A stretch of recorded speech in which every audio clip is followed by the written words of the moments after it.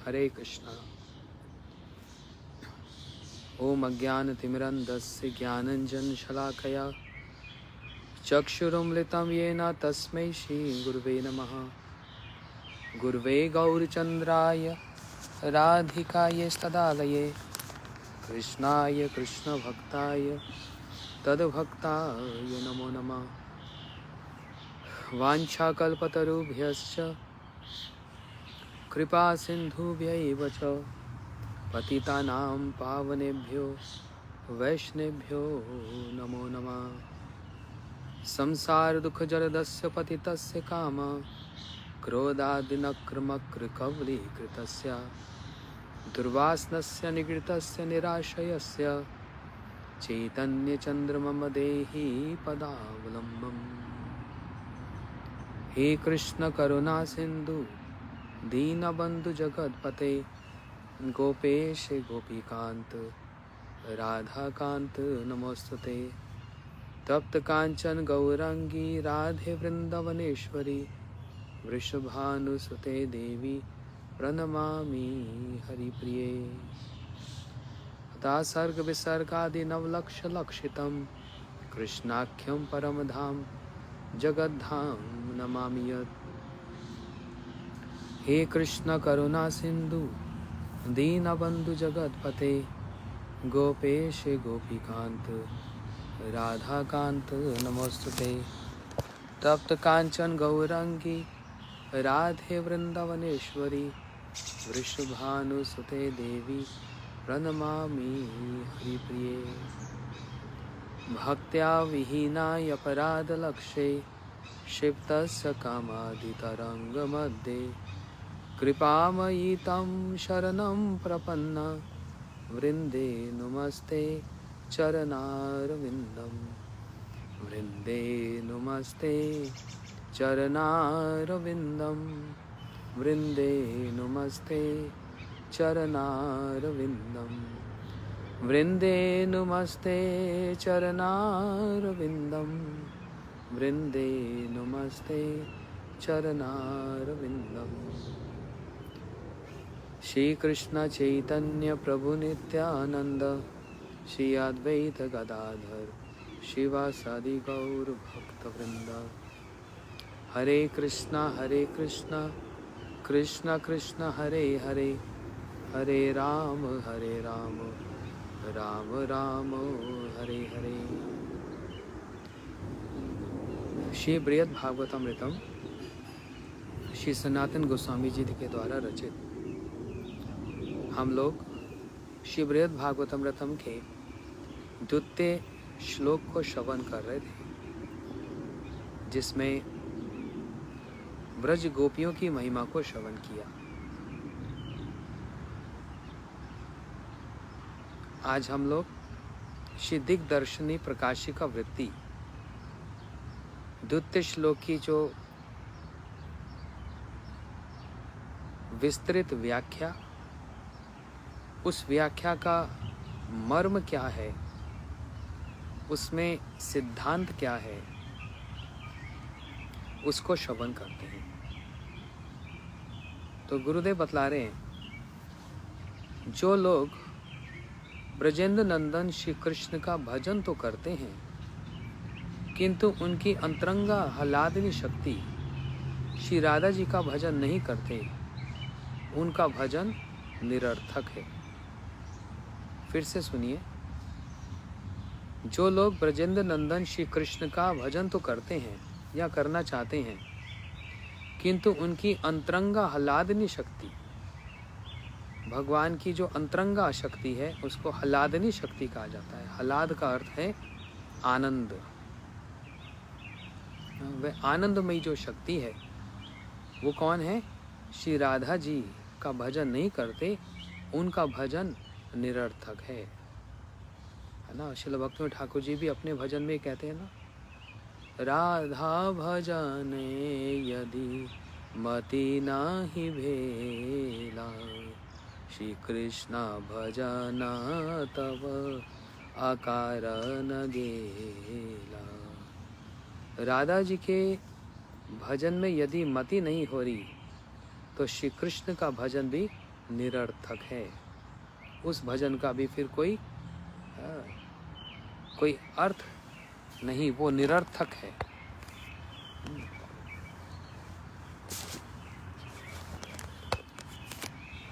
तो इसलिए जो श्री राधा जी को छोड़कर, श्री राधा जी के महिमा को ना समझकर, या ये कहीं राधा जी को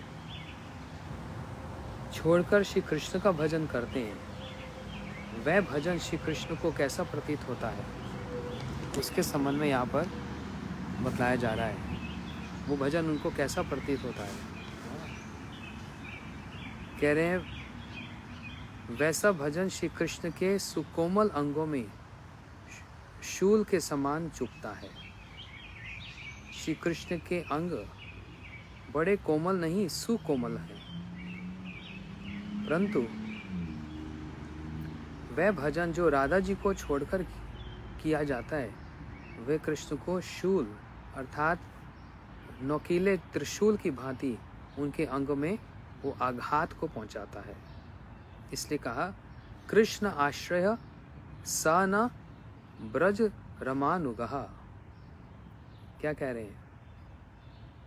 जो लोग श्री गोविंद का अर्चन पूजन तो करते हैं, किंतु उनके भक्तों का अर्चन पूजन नहीं करते, वे कैसे हैं?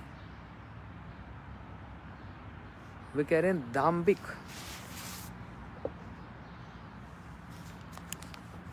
आप लोग सब ठीक से देख पा रहे हैं?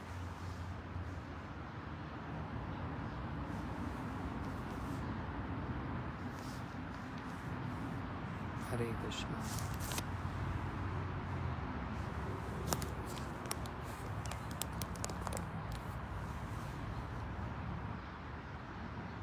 जो श्री कृष्ण का भजन तो करते हैं, परंतु राधा जी के साथ श्री कृष्ण का भजन नहीं करते, वह उनको क्या कहा जाता है? दाम्भिक। वो दम्भ से भरे हुए हैं और भगवान की कृपा से सदैव वंचित रहते हैं। इसका अर्थ क्या हुआ? इसका अर्थ ये कि आश्रय जातीय आश्रय विग्रह को छोड़कर विषय विग्रह की उपासना, उसको अधूरी उपासना नहीं, उसको दाम्भिक कहा गया है। दाम्भिक का अर्थ समझते हैं? अभिमानी। आश्रय को छोड़कर विषय को भजता है, वो दाम्भिक है, अभिमानी है।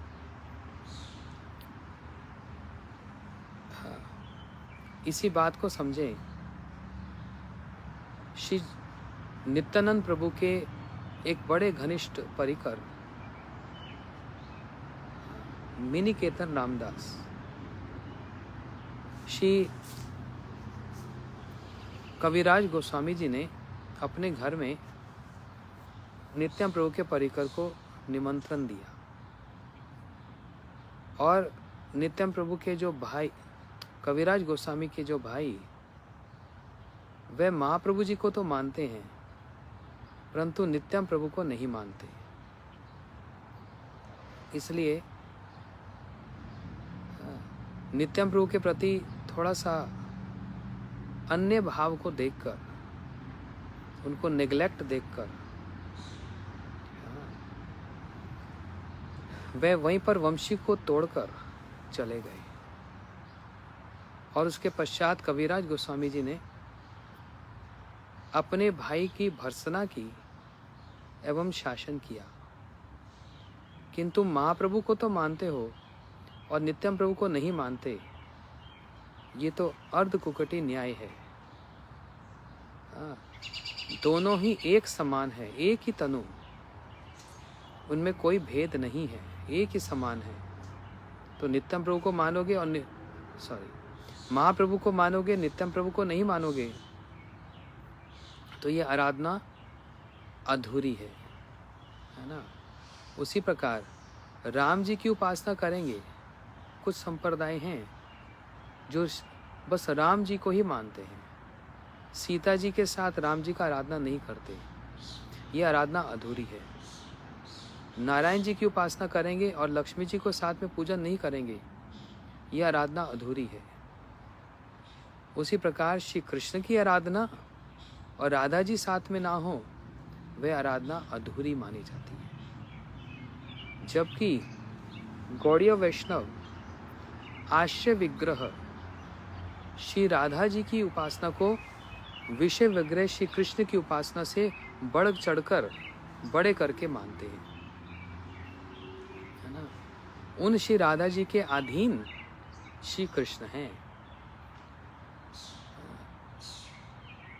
इसलिए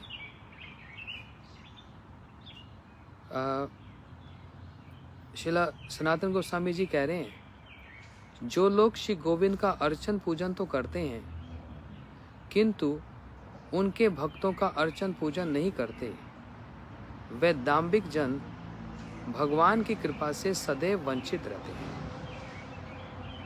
भक्तों की पूजा न करके सीधा गोविंद की पूजा जो करते हैं, वो भगवान की कृपा से सदैव वंचित रहते हैं। उनको कनिष्ठ भी कहा जाता है। भक्तों की 3 श्रेणियां हैं, कनिष्ठ, मध्यम और उत्तम।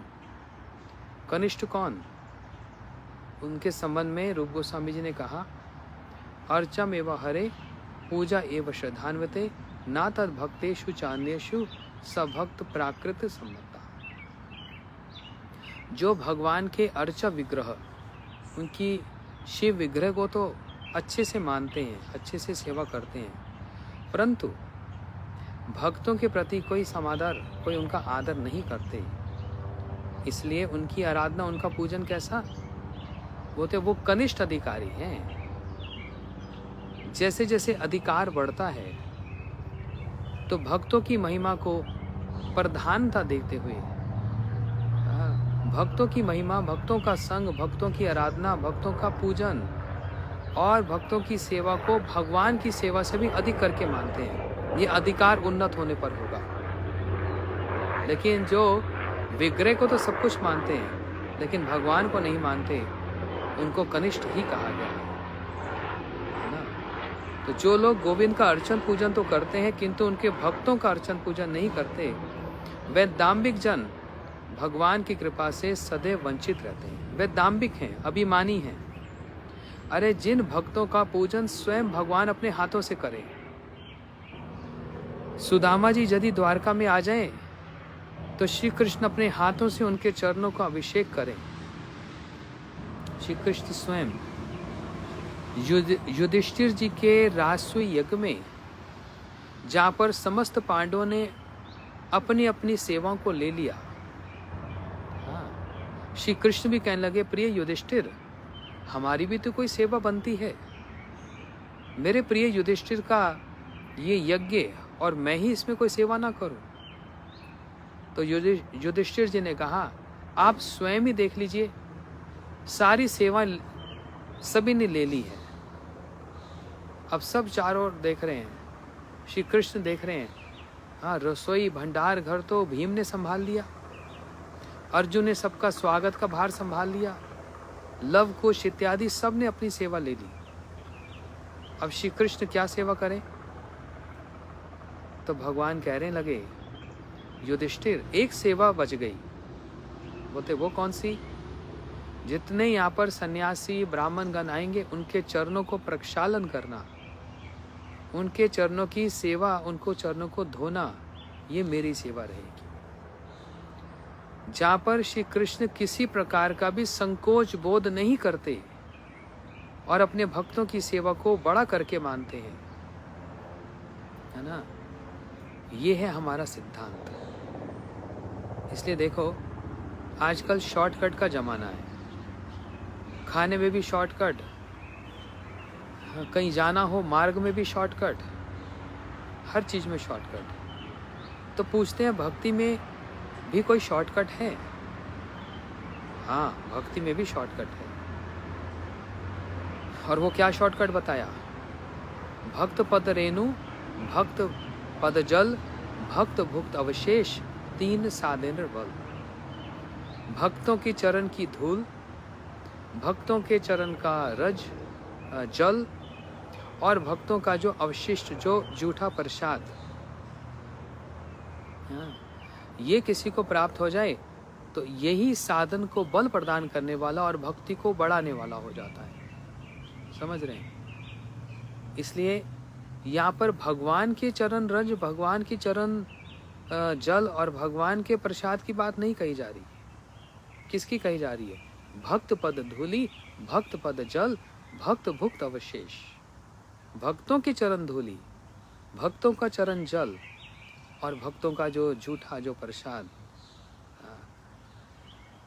ये भक्ति को, ये साधन को बढ़ाने वाला है ना। स्वयं श्री कृष्ण अपने हाथों से अपने भक्तों के चरणों की सेवा करें और ये भी कहें कि अनुव्रजा में हम नित्यम पूयत रेणु आंग्रवी। श्री कृष्ण कह रहे हैं, मैं अपने भक्तों के पीछे पीछे चलता हूँ, उनकी चरण धूल को अपने मस्तक पे धारण करता हूँ। भक्तों के पीछे चलते हैं, है ना। तो इसलिए जो कहे मैं कृष्ण का दास हूँ, वो दाम्भिक है, अभिमानी है। जबकि परिचय क्या है? मैं कृष्ण के दासों का दास हूँ। मद जन्मम फलम इदम मधु कैतवारे, मद प्रार्थना मद अनुग्रह एष एवः, तद्भृत्य भृत्य परिचारका, भृत्य भृत्या भृतस्य भृत्या इति माम स्मर लोकनाथ। कह रहे हैं, हे भगवान, मेरे साधन को देखकर यदि आप मुझको कुछ फल प्रदान करना चाहते हैं तो मैं यही फल मांगता हूँ, आपके दासों का दास, भृत्य भृत्य भृतस्य भृत्य, आपके दासों का दास और दासों का दास बनने की इच्छा करता हूँ, है ना। ये है हमारा गौड़िया सिद्धांत, दास अनुदास का भाव। श्री अद्वैताचार्य प्रभु भी, जो महाविष्णु हैं और उनको सदाशिव भी कहा जाता है, वे श्री अद्वैताचार्य प्रभु अपने इष्ट श्री चैतन्य महाप्रभु, जो राधा कृष्ण मिलित तनु हैं, उनके प्रति क्या भावना रखते हैं। श्री अद्वैताचार्य प्रभु कहते हैं, चैतन्य दास मोई चैतन्य दास मोई तार दासेर दास। मैं चैतन्य का दास हूँ, मैं महाप्रभु जी का दास हूँ, दास ही नहीं, दासों का दास और दासों का दास हूँ। तो ये हमारा गौड़िया सिद्धांत है, दास अनुदास की प्रार्थना करते हैं। इसलिए इसी बात को कहा जा रहा है कि जैसे ताप और प्रकाश के बिना सूर्य की सत्ता नहीं देखी जाती। अभी बड़ी तेज धूप है, सूर्य है, इसमें दो चीज देखी जा रही है, दो वस्तु है, सूर्य का ताप और सूर्य का तेज, है ना। सूर्य में ताप और तेज दोनों देखा जा रहा है। तो कोई ताप और तेज को कोई भिन्न कर सकता है, अलग कर सकता है। एक अग्नि ही को ले लो, अग्नि में ताप भी होता है और अग्नि में तेज भी होता है। तो कोई ताप और तेज को कोई अलग कर सकता है, भिन्न कर सकता है? असंभव है। उसी प्रकार उदाहरण से कह रहे हैं, श्री राधा जी के बिना केवल माधव की सेवा व्यर्थ है, क्योंकि राधा माधव ये दोनों ताप और तेज, इनको कैसे भिन्न किया जा सकता है? इसको भिन्न नहीं किया जा सकता। हिरन के नाभि में कस्तूरी होती है और हिरन चारों ओर ढूंढता रहता है। ये यहाँ जंगल में मैं बैठा हूँ, यहाँ पर हिरन आते हैं, 15, 20, 50 हिरन एक साथ आते हैं और हिरन सब समय एक सुगंधी की ओर धावित होता है। हिरन की नाभि में कस्तूरी होता है, लेकिन हिरन को स्वयं ही नहीं पता कि ये सुगंधी कहाँ से आ रही है, और वो सुगंधी की दिशा की ओर हिरन भागता दौड़ता है। हम लोग देखते हैं यहाँ पर ये हिरन यहाँ पर आते हैं, ऐसे भागते हैं, इधर दौड़ते हैं, उधर दौड़ते हैं। उनको एक सुगंधी आती है, कस्तूरी, मस्क बोलते हैं उसको यही नहीं पता ये सुगंधी कहाँ से आ रही है, जबकि उसकी नाभि में ही है। कैसी विचित्र बात है ना। वो आनंद हमारे हृदय में ही है और आनंद की हम खोज इधर उधर करने दौड़ते हैं, किरण की तरह हम भागते हैं। माया मृगम देत इप्सित अनवधावत वंदे महापुरुषते चरणारविंदम। माया रूपी मृग की ओर, जैसे मृग चारों ओर ढूंढता है कहाँ जल मिलेगा, कहाँ जल मिलेगा, रेगिस्तान में जल की खोज में मृग मर जाता है, उसी प्रकार हम जीव भी माया मृगम देत इप्सित अनवधावत, माया रूपी मृग की ओर हम भी दौड़ते हैं और अपनी पिपासा को बुझाने का प्रयास करते हैं। वो प्यास बुझती नहीं, हाँ प्यास बुझती नहीं, इसलिए हम भी एक दिन ऐसे मर जाएंगे, मर जाते हैं और वो पिपासा कभी बुझती नहीं।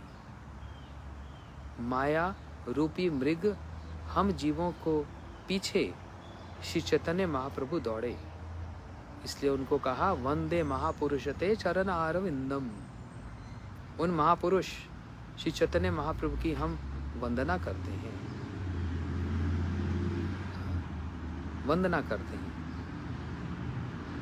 इसलिए राधा जी के बिना केवल माधव की सेवा ये व्यर्थ है। राधा माधव यजंती युजंती रह के लया। राधा जी के, माधव जी के साथ राधा जी की सेवा ही पूर्ण सेवा बनती है, नहीं तो वो अधूरी है। इसलिए भागवतों में उत्तम श्री उद्धव जी ने ब्रज रमणियों के पद रेणु की वंदना की है। उद्धव जी अपने समय के सबसे श्रेष्ठ और तीव्र मेधा वाले, सुमेधसा कहा गया ना, तीव्र मेधा वाले उद्धव जी, बड़े ज्ञान रखने वाले उद्धव जी, उन्होंने घोषणा की, उद्घोष किया और किसकी चरणों की वंदना की? वंदे ब्रज स्त्रीनाम पाद रेणु अवीक्षणाम यासाम हरि कथो गीतम पुनाति भुवन त्रयम।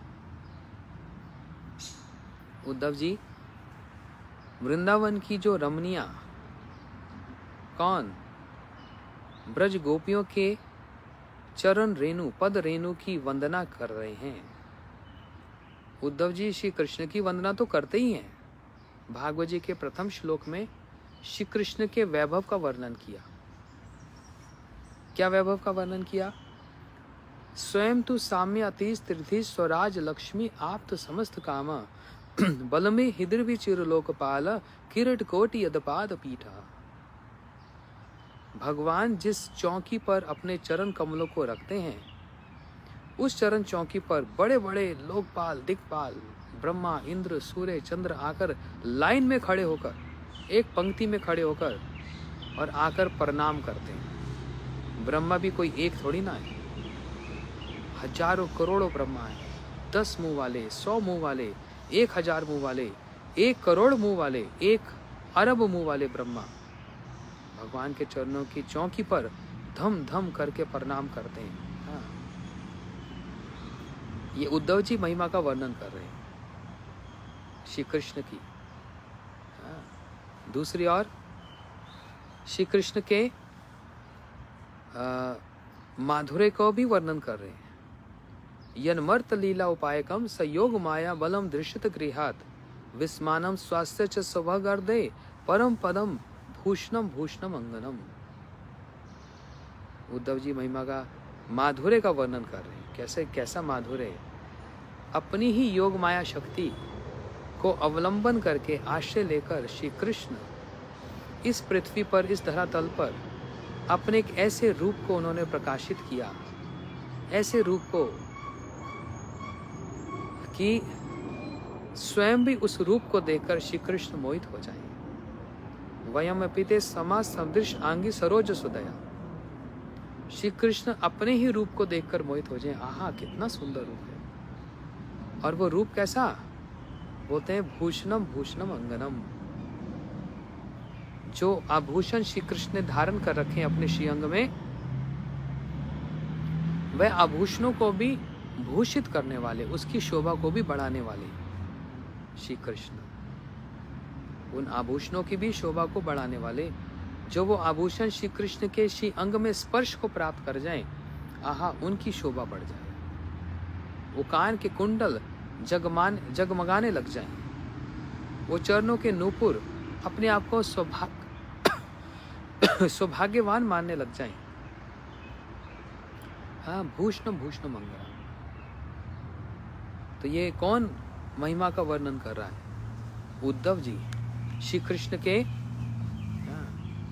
ऐश्वर्य का वर्णन कर रहे हैं। उद्धव जी श्री कृष्ण के माधुर्य का वर्णन कर रहे हैं, और वही उद्धव जी श्री कृष्ण की लीला का भी वर्णन कर रहे हैं। कह रहे हैं, अहो बकियम स्तन कालकूटम जिगास पई अपिय साध्वी लेबे गति दात्री उचितम ततो अन्यम कम व दयालुम शरणम व्रजेना। श्री कृष्ण से बढ़कर और कौन दयालु हो सकता है, जिन्होंने 10,000 हाथियों की बल वाली पूतना का वध किया। वध तो किया, लेकिन वध करने के पश्चात पूतना को मात्र उचित गति प्रदान की, माता जैसी गति प्रदान की। कहाँ पर? एक धाई की गति प्रदान की, अपने धाम श्री गोलोक में। हाँ, उद्धव जी श्री कृष्ण की महिमा का गान करते। वह उद्धव जी, वे हमको एक बहुत बड़ी माया से पार होने की एक शिक्षा दे रहे हैं। उद्धव जी बड़े भाव विभोर होकर श्री कृष्ण से कह रहे हैं, तब भोक्त सरागंध वस अलंकृत चर्चिता उच्चिष्ट भोजन दास्यम तम मायन जैनमिहि। उद्धव जी कह रहे हैं, हे कृष्ण, मैंने आपके उच्चिष्ट वस्त्रों को धारण कर रखा है। उच्चिष्ट वस्त्र मतलब जो श्री कृष्ण पहनते हैं, उद्धव जी वही उतरा हुआ उद्धव जी महाप्रसाद के रूप में स्वयं धारण कर लेते हैं। इसलिए जब उद्धव जी ब्रज में आए तो नंद बाबा तो थोड़ी देर के लिए संशय में पड़ गए कि उद्धव है ना मेरा कन्हैया है। नंद बाबा चिंता में पड़ गए थोड़े क्षण के लिए, ये उद्धव है ना मेरा कन्हैया है। उद्धव जी भगवान के प्रसादी वस्त्र को धारण करते हैं। तब भोक्त सरागंध वसो अलंकृत चर्चिता, भगवान की प्रसादी माला को धारण करते हैं। भगवान जो इत्र लगाते हैं, उस इत्र प्रसादी इत्र को उद्धव जी धारण करते हैं। तो क्या कह रहे हैं? उच्चिष्ट भोजन दास्यम, हे कृष्ण मैं आपका दास हूं, इसलिए आपके उच्चिष्ट वस्त्र, आपकी उच्चिष्ट माला, प्रसादी माला और आपका जो उच्चिष्ट प्रसाद हम जो धारण करते हैं, हम जो दास हैं, तो माया का हमको भय नहीं है। हमको माया का कोई भय नहीं है। हम माया को बहुत जल्दी जीत सकते हैं, क्योंकि आपका प्रसादी वस्त्र, आपका प्रसाद, सब कुछ हम लोगों ने धारण, हम दासों ने धारण कर रखा है। तो देखो कितनी बड़ी बात उद्धव जी हमको शिक्षा दे रहे हैं कि माया को यदि पार करना है, जैसे भगवत गीता में भगवान ने कह दिया ना, माया का स्वरूप अपने मुख से श्री कृष्ण वर्णन कर रहे हैं। देवी ही कृष्णमयी ना, मम माया दुरत्तया,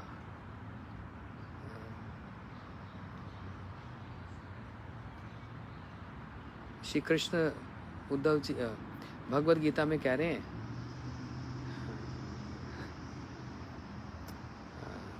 एकदम अभी दिमाग में था वो श्लोक निकल गया। मम एव प्रवदन्ते मायाम एताम तरन्ति ते देवी यश गुणमयी मम माया दुरत्तया, देवी यश गुणमयी मम माया दुरत्तया मम एव ये प्रवदन्ते मायाम एताम तरन्ति ते। ये त्रिगुणात्मक माया, सतगुण रजगुण तमगुण वाली माया मेरी ही माया है। भगवान उसको क्लेम करते हैं, मेरी है। लेकिन जो मुझको शरणागत होगा, वो माया को अनायास बहुत जल्दी पार कर सकता है। तो शरणागत होने का मतलब क्या? भगवान का प्रसाद धारण करना। जिसने भगवान का प्रसाद धारण किया, वो माया को बड़ी जल्दी जीत सकता है। तो उन भगवान के प्रसाद में एक तो हो गया खाने वाला प्रसाद, जिसकी वंदना की जाती है ना, महाप्रसादे गोविंदे नमो ब्रह्मणे वैष्णवे, है ना। सबसे श्रेष्ठ श्री कृष्ण का महाप्रसाद क्या है? बोलते सबसे श्रेष्ठ श्री कृष्ण का प्रसाद है श्री कृष्ण के भक्त, जिन्होंने उन भक्तों को आश्रय ले लिया है, जिन्होंने उन भक्तों का आश्रय लिया है, उन भक्तों, उन उच्छिष्ट का जिन्होंने धारण किया है। तन माया जायनमी, ना मात्र वो माया को जय कर सकते हैं, बल्कि भगवान के कृपा को, उनके उच्छिष्ट को भी पाने के अधिकारी हो जाते हैं। देखो समझना बात को। एक बड़ी सुंदर महाप्रभु जी की लीला में एक लीला आती है। श्री चैतन्य महाप्रभु अभी आने वाला है गुंडीचा मंदिर मार्जन। श्री चैतन्य महाप्रभु अपने भक्तों के साथ गुंडीचा मंदिर में मार्जन कर रहे हैं। सभी भक्त बड़े प्रेम से, उल्लास से घड़ों में जल लाकर गुंडीचा मंदिर की सफाई कर रहे हैं। और उसी में ही उन भक्तों के दल में एक भक्त ये विचार करके, ये सुयोग पाकर कि आज मैं महाप्रभु जी के चरणों का जल, चरणामृत पान करना बड़ा सरल सहज हो जाएगा, तो घड़े में जल लेकर महाप्रभु जी के चरणों में फेंक दिया। आज थोड़ा हवा बहुत तेज चल रहा है, फोन गिर रहा है। तो महाप्रभु जी के चरणों में जल फेंक दिया, इस उद्देश्य से कि हम उस चरणामृत का पान करेंगे। देखो समझना, महाप्रभु जी ने सबके सामने उनको निषेध कर दिया, नहीं, ये पद्धति ठीक नहीं, ये कृष्ण मंदिर है, ये उचित कार्य नहीं कर रहे। महाप्रभु जी ने स्वरूप दामोदर गोस्वामी जी को, इस भक्त को स्वरूप दामोदर जी के सामने इन पर शासन किया कि हे, संभालो अपने गौड़िया को, ये उचित कार्य नहीं कर रहा, संभालो अपने गौड़िया को, ये उचित कार्य नहीं कर रहा। स्वरूप दामोदर गोस्वामी जी हल्की सी जैसे ऐसे मार कर, चलो यहाँ से, अंदर से तो परम संतुष्ट हैं स्वयं महाप्रभु भी, लेकिन लोक शिक्षा के लिए, जगत को शिक्षा देने के लिए कि ये उचित नहीं है, महाप्रभु जी ने निषेध कर दिया। ठीक है, एक ये उदाहरण। दूसरी ओर एक और उदाहरण समझेंगे। श्री चैतन्य महाप्रभु जब भी जगन्नाथ मंदिर के अंदर प्रवेश करते हैं, तो पूरी नियमावली को पालन करते हुए अपने चरणों को प्रक्षालन करके सिंह द्वार से जगन्नाथ जी के मंदिर में प्रवेश करते हैं। आज भी यदि हम लोग श्री जगन्नाथ जी का दर्शन करने जाते हैं तो सिंह द्वार से ही प्रवेश किया जाता है, और प्रवेश करने से पूर्व वहाँ पर पैरों को धोकर फिर अंदर जाया जाता है। महाप्रभु जी, ये महाप्रभु के समय से पद्धति चलती आ रही है। सोचो, 500 वर्ष पुरानी पद्धति महाप्रभु जी इस प्रकार से करते हैं। किसी भक्त का साहस नहीं कि महाप्रभु के समक्ष जाकर उनके चरणामृत को पान कर ले। महाप्रभु जी इसको ठीक नहीं समझते, और महाप्रभु जी का किसी प्रकार से भाव में कोई बाधा ना आ जाए, इसलिए कोई भक्त ये साहस नहीं करता। लेकिन एक भक्त कालिदास, महाप्रभु जी के परम प्रिय भक्त कालिदास जी, महाप्रभु जी के समक्ष आकर, जहाँ पर महाप्रभु जी ने अपने चरणों को प्रक्षालन किया, कालिदास जाकर हाथों में जल लेकर वो चरण प्रक्षालन, वो चरणामृत को 1 बार पान किए, 2 बार पान किए, 3 बार पान किए महाप्रभु जी के सामने। महाप्रभु जी ने निषेध नहीं किया, लेकिन जब 3 बार पान हो गया तो महाप्रभु जी ने कहा बस बहुत है। अब कह रहे हैं बहुत है, लेकिन 3 बार आपके सामने पान किया, आपने निषेध नहीं किया। और उधर गुंडीचा मंदिर मार्जन में वह भक्त भी तो आपका चरणामृत पान करना चाह रहा था। समझना इस बात को, इस सिद्धांत को। गुंडीचा मंदिर सफाई में मार्जन में वह भक्त भी तो सद उद्देश्य से ही आपके चरणामृत को पान करना चाह रहा है, और उसने कर लिया, आपने सबके सामने उसको निषेध कर दिया, उसको शासन किया। और कालिदास जी भी आपके सामने ही चरणामृत पान कर रहे हैं, आप उनको निषेध नहीं कर रहे। हाँ, 3 बार पान कर लिया तो महाप्रभु जी ने कहा बस हो गया, लेकिन पहले आपने निषेध नहीं किया। क्यों? ऐसा भेदभाव क्यों? ये भेदभाव की बात नहीं, ये किस विषय को लेकर मैं इस बात को उठाया है, महाप्रभु की इस लीला को वर्णन का प्रयास कर रहा हूँ। किस विषय को लेकर कि किस प्रकार से भक्त की सेवा से भगवान कितने संतुष्ट और कितने रिझते हैं, इस विषय को उठाने का प्रयास कर रहा हूं। कालिदास जी को निषेध क्यों नहीं किया? क्योंकि महाप्रभु जी पूर्व इतिहास सब अच्छे से जानते हैं। ये वही कालिदास जी हैं जिन्होंने महाप्रभु के एक भक्त का बड़ा आदर सम्मान किया। एक बार की बात, महाप्रभु के भक्त जिनका नाम झड़ू ठाकुर, कोई उच्च कुल के नहीं हैं, हाँ, निम्न कुल के हैं, और कालिदास जी उच्च ब्राह्मण कुल के हैं। लेकिन भगवान की भक्ति में तो किसी कुल का, जाति का, कोई स्त्री पुरुष का भेदभाव तो नहीं। कालिदास जी ने झड़ू ठाकुर जी को अपने घर प्रसाद निमंत्रण दिया, प्रभु आप मेरे घर आइएगा। किस उद्देश्य से प्रसाद निमंत्रण दिया? ये उद्देश्य से कि इनके उच्चिष्ट, इनका जो छूटा हुआ जो प्रसाद है वो मुझको प्राप्त होगा, और भक्त का प्रसाद, उनका उच्चिष्ट ग्रहण करने से भक्ति प्राप्त होती है। महाप्रभु मेरे प्रति प्रसन्न हो जाएंगे और महाप्रभु मुझको अपना मान लेंगे और अपनी भक्ति प्रदान करेंगे। जबकि कालिदास जी की स्थिति इतनी ऊंची है, महाप्रभु के परम प्रिय भक्त हैं, लेकिन सब समय तो अभाव ही लगता है कि मेरी भक्ति पूर्ण नहीं, मुझको महाप्रभु की और कृपा चाहिए, और उपलब्धि चाहिए, और उपलब्धि चाहिए, है ना। देखो,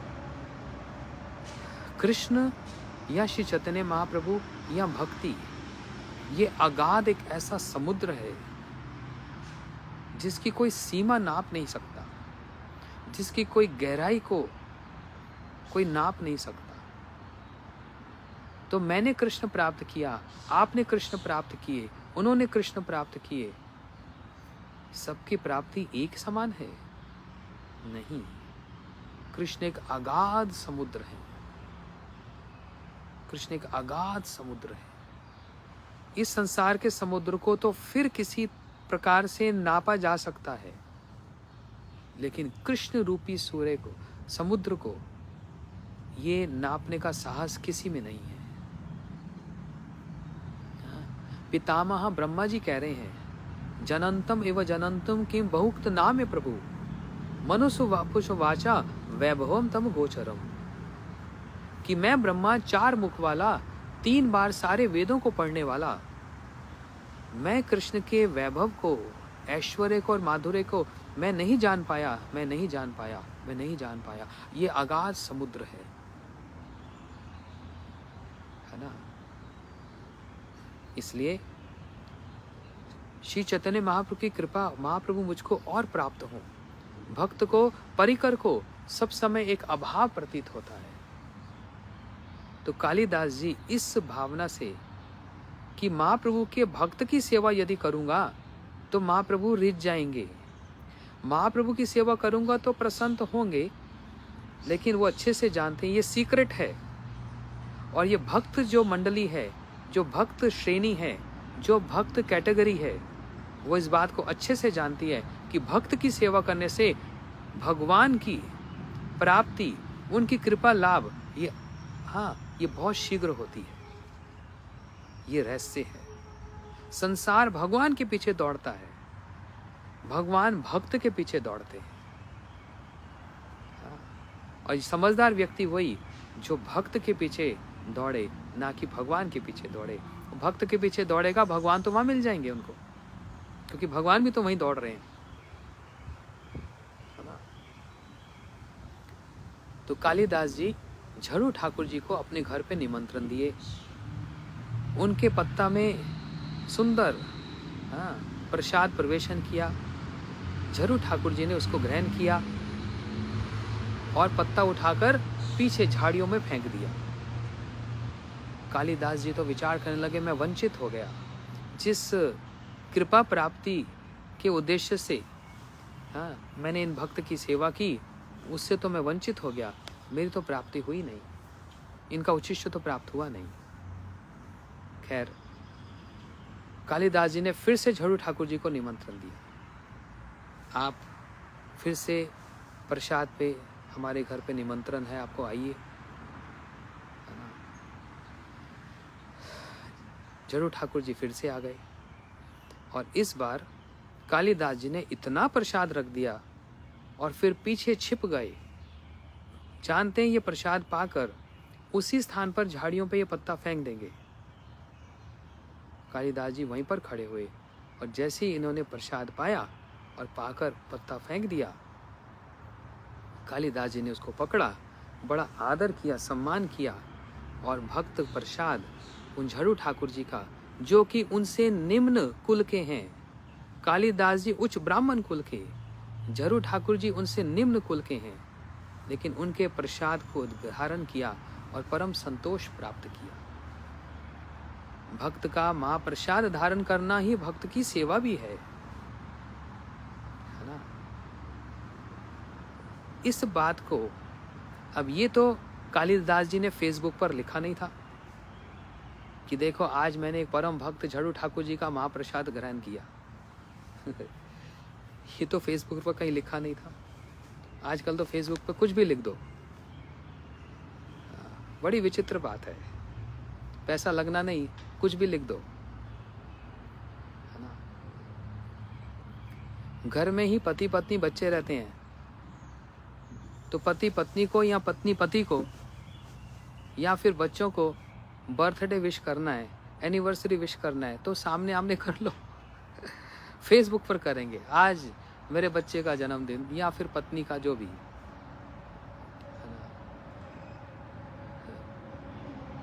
छोटी सी बात भी फेसबुक पर उसको लिख दिया जाता है। अरे घर में ही सब हैं तो आमने सामने विश कर दो। नहीं, फेसबुक पर विश करेंगे, सारा संसार देखे तो सही मैंने अपनी पत्नी को या पति को विश किया। खैर, ये हमारा विषय नहीं है, लेकिन सुनने में आता है इसलिए बतला रहा हूं। कालिदास जी ने किसी को ये प्रकाशित नहीं किया कि मैंने झरू ठाकुर जी का उच्छिष्ट आदर किया है, सम्मान किया है, किसी को नहीं बताया। लेकिन किसको पता है? महाप्रभु जी को पता है।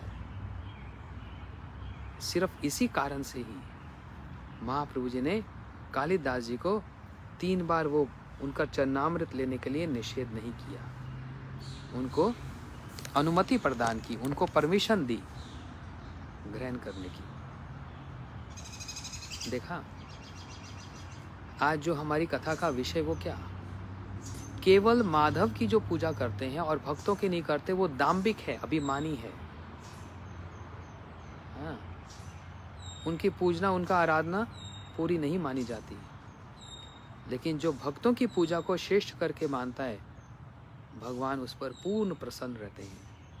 इसी बात को उद्देश्य करते हुए मैंने ये उदाहरण बतलाया कि महाप्रभु जी को जो प्रसन्न करने की बात है, वो कालिदास जी उस रहस्य को जानते हैं और उस रहस्य के कारण उन्होंने झरू ठाकुर जी को सम्मान किया, उनके उच्छिष्ट का सम्मान किया और महाप्रभु की कृपा की उपलब्धि प्राप्त की। साक्षात महाप्रभु का चरणामृत जो किसी को उपलब्ध नहीं हो सकता, उन्होंने धारण किया, है ना। तो उद्धव जी, बात कहाँ से उठी थी और कहाँ दिशा में चली गई। उद्धव जी ने श्री कृष्ण की महिमा का गान तो किया भागवत जी के प्रथम श्लोक में, लेकिन वहीं दशम स्कंद में उद्धव जी ने राधा जी की महिमा का गान किया। वंदे ब्रज स्त्री नाम पाद रेणु वीक्षणम यासम हरि कथो गीतम पुनाति भुवन त्रयान, है ना। तो कह रहे हैं यहाँ पर स्त्री नाम जो शब्द व्यवहार किया, पाद रेणु, यहाँ पर एक वचन, हाँ आप लोग यदि समझते हैं सिंगुलर या प्लूरल, एक वचन बहुवचन, यहाँ पर एक वचन का व्यवहार किया कि श्रीमती राधिका का ही वह एक पद रेणु उद्धव जी का अभिष्ट है। बहुवचन व्यवहार नहीं किया। अभी सब लोग पता नहीं आजकल हिंदी समझते हैं कि नहीं, सिंगुलर एंड प्लूरल ये सब समझते हैं, है ना। तो एक वचन बहुवचन, अब कोई बहुवचन से ये समझ ले अरे बहू, किसकी बहू आ रही है ये वो बहु नहीं है, ये हिंदी का बहुवचन है। तो पाद रेणु अभिक्षणा, उद्धव जी के अभिष्ट कौन है? वो थे राधा जी की चरण, एक गोपी की चरण धूल, एक चरण धूल, और वो किसकी? वो थे राधा जी की चरण धूल, ये उनके अभिष्ट हैं। उन्हीं राधा जी की चरण धूल की प्राप्ति के लिए ब्रह्मा जी भी तपस्या करते हैं, नारद जी की तपस्या करते हैं, शिव जी भी तपस्या करते हैं। उन चरण धूल पर श्री कृष्ण भी अपने मस्तक को झुकाते हैं और लोटपोट खाते हैं और क्या कहते हैं, बड़ी सुंदर बात है, स्मरगल खंडनम मम शिरसि मंडनम देहि पाद पल्लव उदारम। श्री कृष्ण कह रहे हैं मेरे सिर पर, मेरे मस्तक पर विष चढ़ गया है, जहर चढ़ गया है। किस बात का विष चढ़ गया? हाँ बोलते मेरे मस्तक पर आपके वीरे का विष चढ़ गया है और ये विष बहुत तड़पा रहा है, ये वीरे बहुत तड़पा रहा है। देखो कौन कह रहे हैं? श्री कृष्ण इस बात को कह रहे हैं जो भगवान हैं। और ये विष, जो ताप मेरे मस्तक पर चढ़ गया वीरे का, ये कैसे दूर होगा? हाँ, इसी बात को जयदेव गोस्वामी जी कह रहे हैं, मम शिरसि मंडनम देहि पाद पल्लव उदारम। हे राधा जी, अपने चरणों को मेरे मस्तक पर रख दो। इतनी बड़ी बात कोई बोल सकता है? राम जी कभी इतनी बड़ी बात बोल सकते हैं सीता जी को? कभी नारायण इतनी बड़ी बात लक्ष्मी जी को बोल सकते हैं? औरों की तो बात ही छोड़ दो। श्री कृष्ण राधा जी को कह रहे हैं अपने चरणों को यहाँ रख दो। क्यों? आपके चरण में क्या है? अमृत है। आपके चरण अमृत के समान हैं, उसमें शीतलता है, कोटि चंद्र सुशीतल। हाँ, मेरे सिर पर वीरे का ताप चढ़ चुका है, मेरी ना जाने क्या स्थिति होगी, क्या गति होगी। हे राधा जी, आप अपने शीतल चरणों को जो अमृतमय हैं वो मेरे मस्तक पे धारण करो, ताकि ये वीरे अग्नि, ये वीरे ज्वाला, ये शमित हो जाए, ये शांत हो जाए। स्मर गल खंडनम मम शिरसि मंडनम देहि पाद पल्लव उदारम। कौन लिख रहा है इसको? श्री जयदेव गोस्वामी जी लिख रहे हैं। जब उन्होंने ये दृश्य को देखा और उसको लिखना चाहा, हाथ कांप गए जयदेव गोस्वामी जी के। कैसे लिखूं ये? हाथ कांप गए। इतनी बड़ी बात कि स्वयं जो भगवान हैं, जो सब कारणों के कारण हैं, राधा जी के चरणों को मस्तक पे धारण कर रहे हैं। कैसे लिख दूं इसको? इसलिए रख दिया, मैं नहीं लिख पाऊंगा। और फिर अपनी पत्नी से कहकर कि मैं गंगा स्नान के लिए जा रहा हूँ, क्योंकि मन बड़ा विचलित हो रहा है जयदेव गोस्वामी जी का। कैसे इस बात को मैं लिख दूं, जो मन में भाव आया, जिसको मैं दर्शन कर रहा हूं, कैसे लिख दूं। गंगा स्नान के लिए जब गए, पीछे से श्री कृष्ण ही जयदेव गोस्वामी जी का रूप धारण करके तुरंत लौटकर आ गए। और पत्नी ने पूछा, आप तो गंगा स्नान पे गए थे, इतनी शीघ्र कैसे आ गए? बोलते वो एक भाव मन में आ रहा था, कहीं वो विस्मरण ना हो जाए, उसको पूरा करके फिर जाऊंगा। वही श्री कृष्ण अपने हाथों से जयदेव गोस्वामी जी का रूप धारण करके अपने हाथों से स्वर्ण अक्षरों में वो लिख कर गए कि स्मरगर खंडनम मम शिरसि मंडनम देहि पाद पल्लव उदारम। हे राधे जी, अपने चरणों को मेरे मस्तक पे धारण करो। ये बोलकर श्री कृष्ण चले गए। और जब अब असली वाले जयदेव गोस्वामी जी जब आए, तो पत्नी ने जिज्ञासा की, कि बात पूछ ही ली कि ऐसी कौन सी बात थी जो आप बीच में आकर लिखकर चले गए, मैं भी तो जरा सुनूं। अब जयदेव गोस्वामी जी कहने लगे, हमको क्या पता, मैं तो बीच में नहीं आया, मैं तो बोल गया था गंगा स्नान पे जा रहा हूँ। बोलते नहीं, आप तो बोल गए थे लेकिन बीच में आकर कुछ लिख कर गए, ऐसी कौन सी बात है। तब जयदेव गोस्वामी जी अपनी पुस्तिका को देखने लगे, जहाँ पर जिस बात को लिखने में उनको संकोच बोध हो रहा था, जो हाथ कांप रहा था, वो लिखा हुआ पाया, लिखा हुआ पाया। और जयदेव गोस्वामी जी अपनी पत्नी से कहने लगे, तुम कितने सौभाग्यशाली हो, स्वयं श्री कृष्ण आकर मेरे मन की वो भावना को लिख कर चले गए। वो मैं नहीं था, वो श्री कृष्ण थे जो इस बात को लिख कर गए, है ना। तो इस प्रकार बहुत से विचार हैं, बहुत से मन में विचार आ रहे हैं। जयपुर में राधा गोविंद जी विराजमान हैं। पहले राधा जी वहाँ नहीं थी, बस गोविंद जी थे। हाँ, फिर राधा जी को वहाँ पर स्थापित किया गया। और बहुत सारे दूसरे संप्रदाय के लोगों ने आक्षेप किया, उंगली उठाई कि राधा जी का श्री कृष्ण के साथ विवाह हुआ नहीं। हाँ, तो फिर कैसे हम राधा कृष्ण की उपासना करें? रुक्मणी कृष्ण की करनी चाहिए। राजा को शिकायत गई। राजा ने उस समय वृंदावन में सबसे श्रेष्ठ उस समय के श्री विश्वनाथ चक्रवर्ती ठाकुर जी को ये सूचना पहुंचाई कि सारे संप्रदाय के लोग आक्षेप कर रहे हैं और कह रहे हैं, आपका कोई भाष्य है? आप लोगों का, गौड़ियों का कोई भाष्य है? गौड़ीय वैष्णव का कोई भाष्य है, कोई कमेंट्री है जो इस बात को स्थापित कर दे, हाँ, कि राधा कृष्ण की उपासना श्रेष्ठ है, या फिर ना कि राधा जी के श्री कृष्ण के साथ पूजन कोई भाष्य है? तो विश्वनाथ चक्रवर्ती ठाकुर जी उस समय वृद्ध अवस्था में थे, वो चल नहीं पा रहे थे, इसलिए उन्होंने अपने परम प्रिय शिष्य श्री बलदेव विद्याभूषण प्रभु, उनको प्रेरित किया।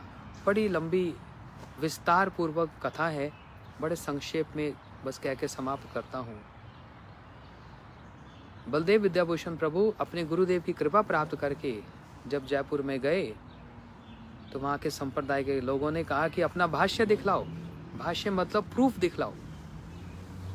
तो गौड़ीय वैष्णव का तो कोई भाष्य कुछ था नहीं, भागवत जी को ही सब कुछ भाष्य मानते हैं, भागवत ही भाष्य है। महाप्रभु जी ने कहा, गायत्री भाष्य रूपोसो। तब श्री बलदेव विद्याभूषण प्रभु ने श्री गोविंद जी से कहा, आप चाहते हैं राधा जी आपके साथ रहें, चाहते हैं तो आप मेरी सहायता कीजिए। गोविंद जी ने, स्वयं भगवान श्री कृष्ण गोविंद जी ने एक रात के अंदर ही संपूर्ण भाष्य लिख दिया और वो प्रस्तुत हो गया। सुबह उठकर श्री बलदेव विद्याभूषण प्रभु जी ने देखा, अरे पूरा का पूरा भाष्य लिखा हुआ है, और तुरंत उसको लेकर उन समस्त पंडितों के पास और संप्रदायों के पास दिखाया, ये हमारा भाष्य है। बोलते हैं, इस भाष्य का नाम क्या है? तो उन्होंने बताया, इस भाष्य का नाम है गोविंद भाष्य। क्यों? स्वयं श्री गोविंद ने लिखा है। स्वयं श्री गोविंद जी ने इस भाष्य को लिखा है, गोविंद भाष्य, है ना। और सब लोग आश्चर्यचकित हो गए, एक रात में ही इन्होंने भाष्य लिख दिया। लेकिन बलदेव विद्याभूषण प्रभु को पता है कि एक रात में वो भाष्य किसने लिख दिया, स्वयं श्री गोविंद जी ने लिख दिया। अरे जो 48 मिनट में संपूर्ण भगवत गीता बोल सकते हैं, उनको गोविंद भाष्य लिखने में कितना विलंब होगा, कितनी देर लगेगी। क्यों लिखा गया? राधा जी को अपने साथ रखना है, और इसी पे तो आक्षेप हो रहा था।